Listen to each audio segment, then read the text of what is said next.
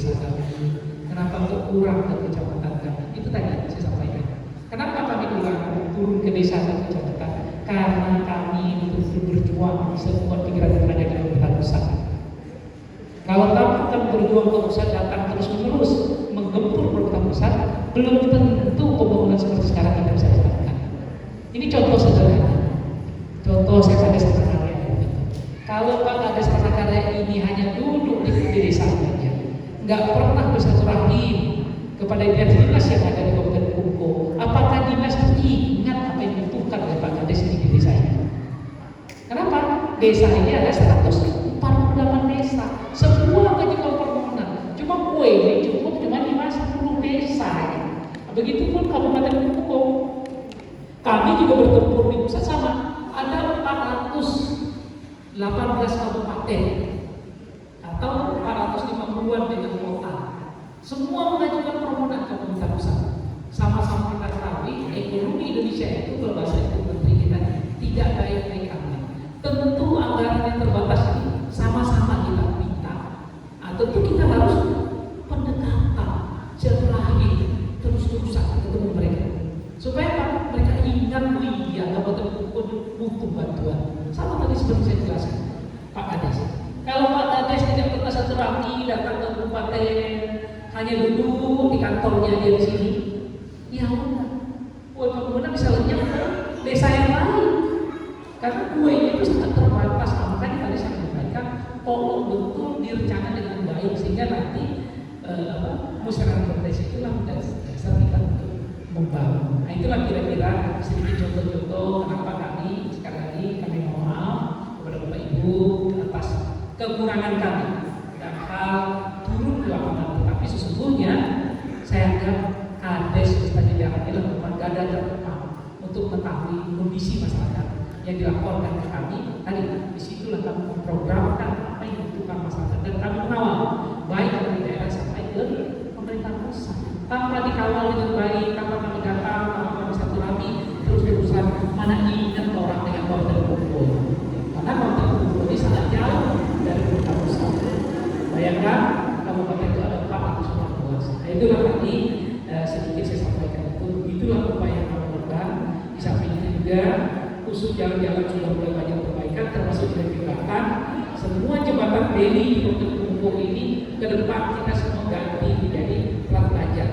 Yang plat besi, besi baja. Alhamdulillah selama yang dibutuhkan oleh masyarakat tadi 14 Conto, SP10, 5 Conto, ya jembatan Beli semua sudah mulai diganti. Ke depan saya menyampaikan ke Pak Kadisnya, semua jembatan Beli sedapat mungkin diganti plat baja dan jembatan yang kecil-kecil akan kita jadikan permanen. Nah ini dah kita buktikan di Kecamatan Selatan Raya. Yang pendek-pendek kita jadikan permanen utama. Di paling depan di materi PPT kita bikin utama. Begitupun di tempat lain nantinya. Akan tetapi perlu satu yang perlu saya sampaikan, khususnya buat masyarakat Kecamatan Gunung Pinang dan 14 Kota. Apa itu? Nah ini yang banyak dikeluhkan, tetapi ini yang lagi kami usahakan. Apa itu? Penanganan wilayah sungai dampak dari air Majunto. Nah ini bisa banget. Penanganan kali itu dampaknya kepada rumah warga dan sebagainya itu sebenarnya kewenangan dari pemerintah pusat langsung. Kami pemerintah daerah berkoordinasi untuk minta pertolongan karena bukan kewenangan kita pemerintah daerah. Nah ini banyak disampaikan oleh Mas Tati. Nanti seakan-akan kita tidak mau mengatasi permasalahan ini karena memang secara tugas dan kewenangan itu merupakan wilayah kerja Balai Wilayah Sungai dan Kementerian PUPR pusat. Nah, makanya tugas kami bersama Kades, bersama Camat untuk mengusulkan.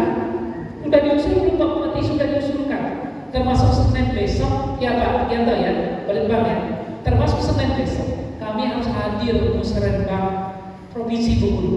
Salah satu poinnya sama tanya Pak Yanto, Palembang dan penanganan wilayah aliran sungai ini di Kabupaten Bengkulu, termasuk juga bencana rob, ombak yang ini. Nah ini juga kita masukkan. Kenapa? Pemerintah kabupaten mengusulkan ke provinsi bersama-sama untuk mengajukan pemerintah pusat. Karena kewenangannya juga bukan di gubernur. Nanti kita minta tolong Pak Gubernur, Pak Gubernur minta tolong lagi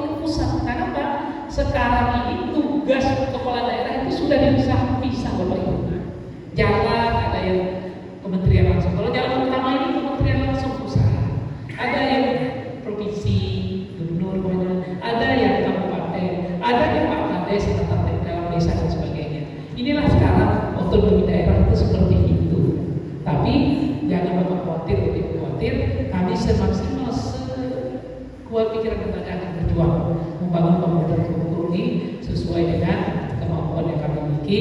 Apalagi terus terang saya sebagai putra daerah malu, saya itu malu turun ke masyarakat itu hanya, apalagi saya turun dilayani oleh masyarakat, ya dikasih makan minum, tetapi darah tersebut tidak mampu saya bangun. Makanya saya lebih baik kurang sedikit turun, tetapi apa yang kami lakukan, apa yang kami usahakan itu bisa dirasakan langsung oleh masyarakat Kabupaten Bengkulu. Itulah cara kami bagaimana tadi membangun Kabupaten Bengkulu ini. Apalagi sebagai putra daerah, kalau saya gagal berarti suram masa depan putra daerah Kabupaten Bengkulu di masa akan datang demi daerah kampung halamannya yang tercintai. Makanya sekuat pikiran dan tenaga saya bersaja jalan itu tak henti-hentinya. Di samping berjuang pikiran dan tenaga, tentu kami juga harapan kami doa dari Bapak Ibu untuk mendukung kelancaran tugas kami ini agar